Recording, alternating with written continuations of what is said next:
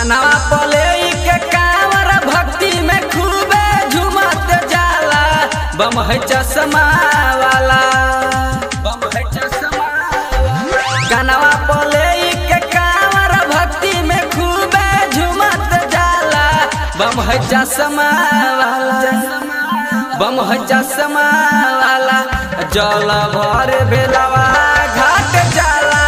बम है चश्मा वाला, जल भर बेलवा घाट जाला। बम है चश्मा वाला।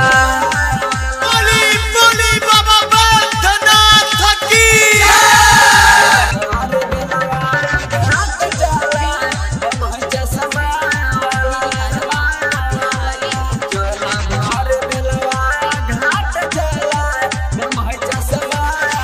भोला के भगती में रहल दिल खोल के बात बनावेले मीठा मीठा बोल के, मीठा मीठा बोल के।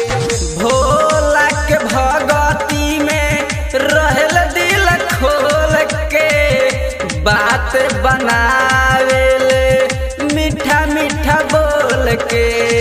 भर के चिलम जब गाजा मारे भांग के गोला सखी खूबे उखाले। भांग के गोला सखी खूबे उखाले।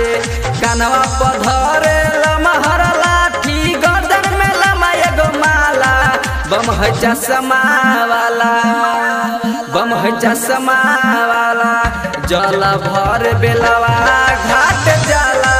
बम है चश्मा वाला, जल भर बेलवा घाट जाला। बम है चश्मा वाला। जल भर बेलवा घाट जाला। बम है चश्मा। बोली बोली बाबा बैद्यनाथ की। देह बाके हाथा काठा बरन बरी सुधा। बाबा के भगती में रहलन बड़ी फीदा।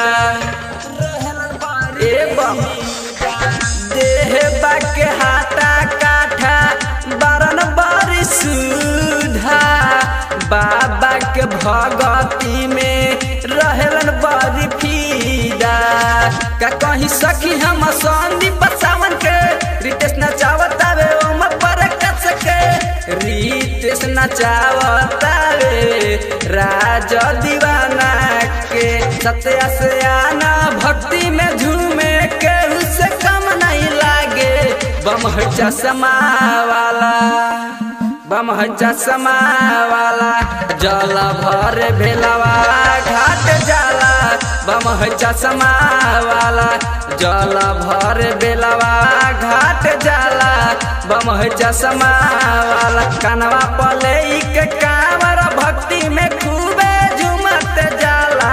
बम है चश्मा वाला, बम है चश्मा वाला। जल भर बेलवा घाट जाला। बम है चश्मा वाला, जल भर बेलवा घाट जाला। बम है चश्मा वाला। दबंग रिकॉर्डिंग स्टूडियो।